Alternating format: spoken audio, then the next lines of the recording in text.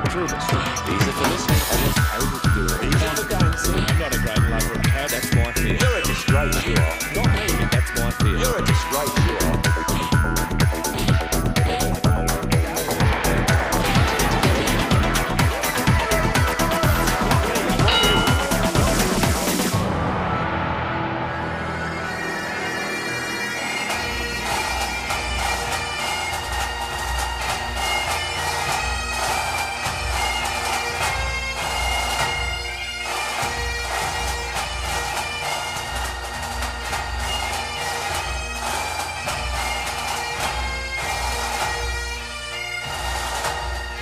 Hello and welcome to Shadow Boxing One-on-One.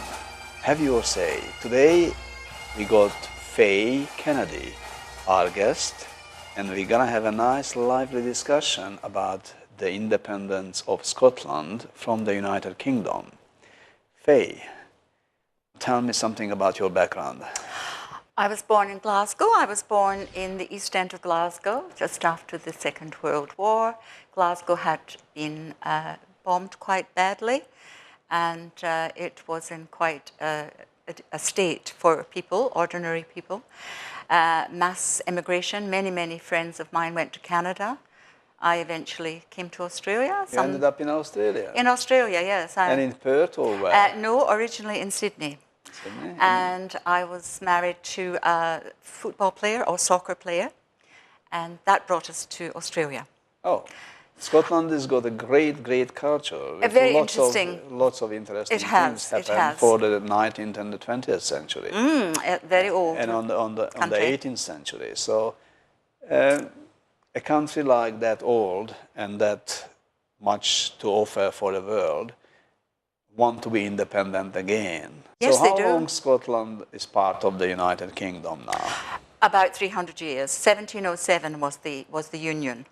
And it's about 300 years, yes. 100 years. So it's a long time. And you think the people think that's 300 years is enough. Thank you very much. We're going back as an independent state.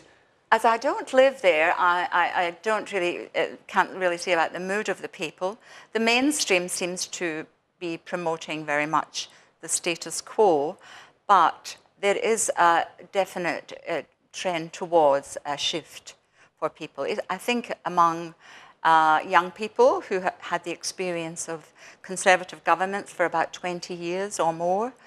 This has influenced them, and it has changed. I think since about the 60s, there's been a growing attraction to the possibility of independence.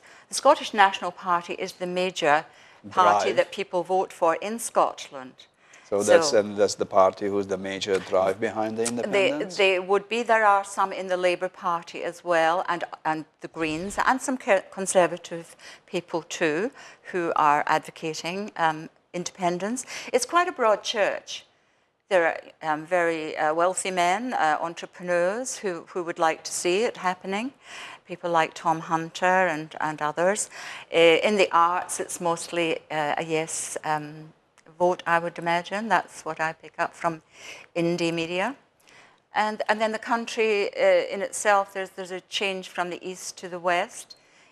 Where you've got wealth in Aberdeen, they will probably stay with the status quo, possibly. Then the west, Glasgow, which has probably suffered most from conservative governments, they will probably go with a yes. I would imagine. More working class people. More working class, and they have suffered the effects of conservative governments with the mines closing down, shipbuilding, industry, and so there's 2 and 3 generations of people who've had quite miserable lives in many ways, and the health, for example, 28 years difference between people in Glasgow and say people in somewhere like the Perth, which is quite an affluent area in Scotland. So tell us something about the Scottish Perth, the original one.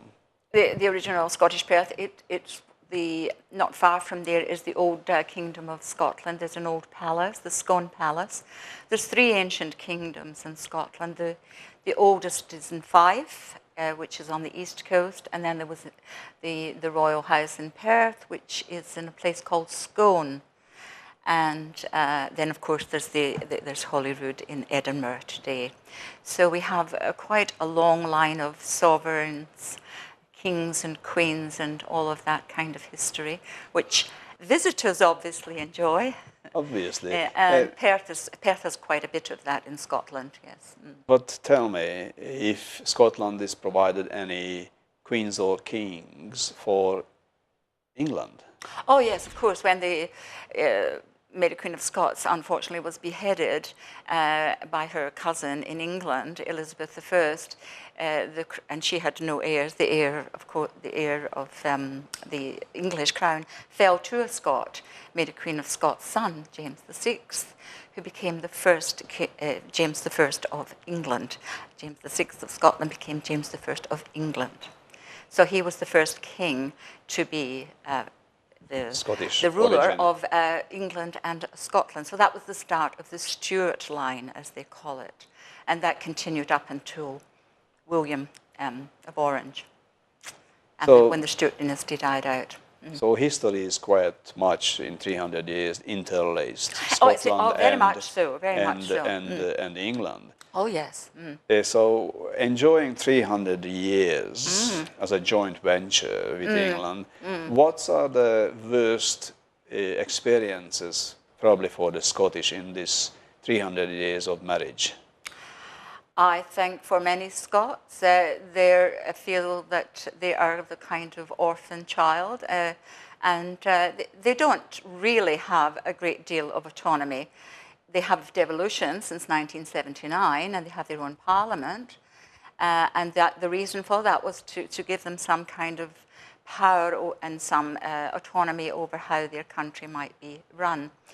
But it's not a great deal of power. In fact, it's probably less than some American states.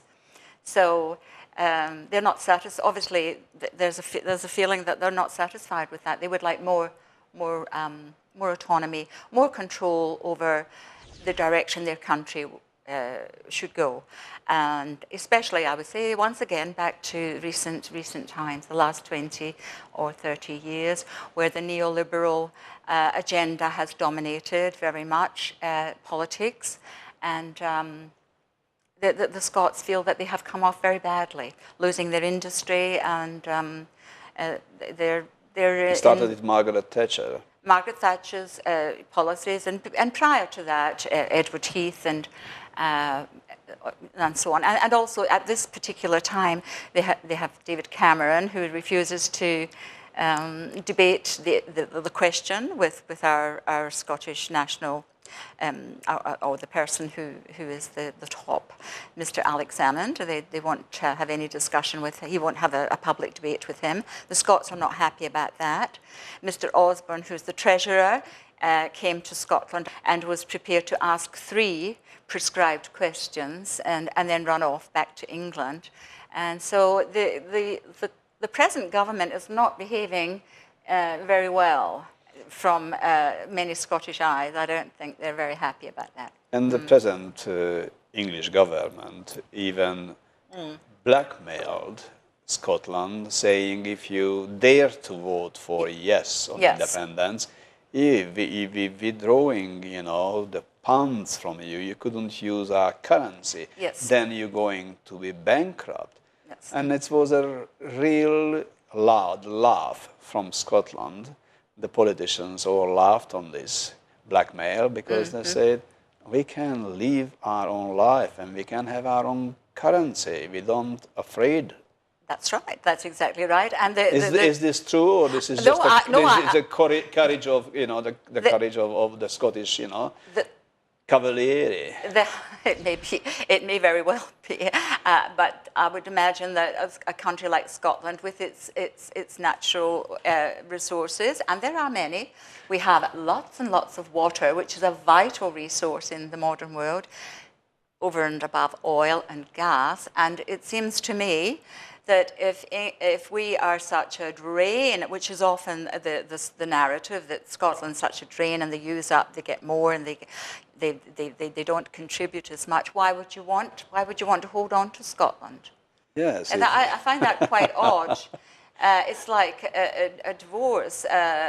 Why not make it amiable? And I think that, as far as I know, written into the Edinburgh Agreement, which was in 1979, when the devolution idea was put forward, that the two countries must come to a proper agreement and negotiate. So a lot of it, I think, is histrionics and a bit of, well, you don't let the facts get in the way of a good story, do you, in the media? So I suppose there's a bit of that going on at the moment as well. So, Fay, tell us something about the technical and engineering contributors to the world from Scotland. Well, have you got Please. a long time? Yes, now, happy to hear. This very medium that we're involved in at the present moment, of course, was invented by a Scot, as you would probably know, and so that's one. And just there are so many of the things that we use today: the telephone, the fax machine, the ATM. There are just so many things in our modern life that we can attribute to Scottish invention. When you come to the areas of social reform or medicine, they are right on the forefront. They sent hundreds and hundreds of doctors all over the world, 50 times more than came out of any other university in the so-called UK. So there are just so many, and here, of course, in the modern world, you could look at Mitsubishi, and that was started by a Scot named Glover. You could look at Carnegie in America with steel. You could look at the Bank of England, which was started by a Scot, William Patterson, and the list goes on and on and on. So, what about the social inventions? You know, social inventions. Yes, it mentioned social inventions.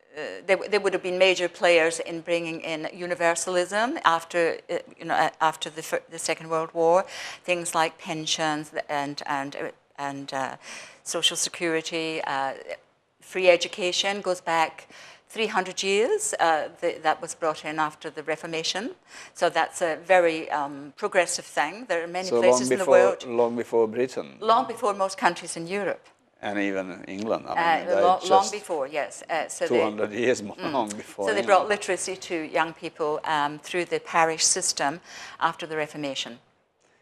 On that note, Fay, we have to go out for a short break, but please stay with us, because after the break we're coming back with more discussion on the independence of Scotland from the UK.